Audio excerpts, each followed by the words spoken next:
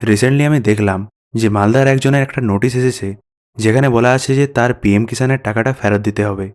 এবং তার কারণ হিসাবে বলা আছে যে তাদের হেড অফ দ্য ফ্যামিলিও এই পিএম কিষাণের সুবিধা পান বলে তাকে টাকাটা ফেরত দিতে হবে। আর যে টাকাটা ফেরত দিতে হবে তার অ্যামাউন্টটা হচ্ছে 32,000 টাকা। এবং এই 32,000 টাকাটা 7 দিনের মধ্যে রিফান্ড করতে হবে। এবং ওই নোটিশেই কোন অ্যাকাউন্টে টাকা পাঠাতে হবে সেটাও লেখা আছে।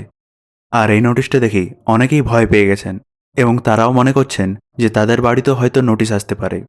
তাহলে প্রথমেই বলে রাখি যে পিএম কিষাণের টাকা রিফান্ডের ব্যাপারটা নতুন কোনো ব্যাপার নয়। আপনি যদি পিএম কিষাণের ওয়েবসাইটে আসেন আর এখানে গাইডলাইন্সে ক্লিক করেন, তাহলে আপনি এখানে পিএম কিষাণের রিফান্ডের ব্যাপারটা দেখতে পাবেন। আর এই রিফান্ডের ব্যাপারটা 2019 থেকেই বলা রয়েছে। তাছাড়া যদি আপনি পিএম কিষাণের হোম স্ক্রিনে আসেন, তাহলে আপনি এখানে দেখতে পাবেন যে এখানে ইম্পর্ট্যান্ট নোট বলে একটা জিনিস লেখা আছে, যে ডিপার্টমেন্ট কিছু কিছু ক্রাইটেরিয়ার কৃষকদের পিএম কিষাণের সুবিধা থেকে বঞ্চিত করছেন, যার মধ্যে যে সমস্ত কৃষকের জমির কাগজ 2019-এর পরে তৈরি করা হয়েছে, তাছাড়া যাদের পরিবারে একের বেশি মানুষ পিএম কিষাণের সুবিধা পান, তাদেরকে পিএম কিষাণের সুবিধা থেকে বঞ্চিত করা হচ্ছে।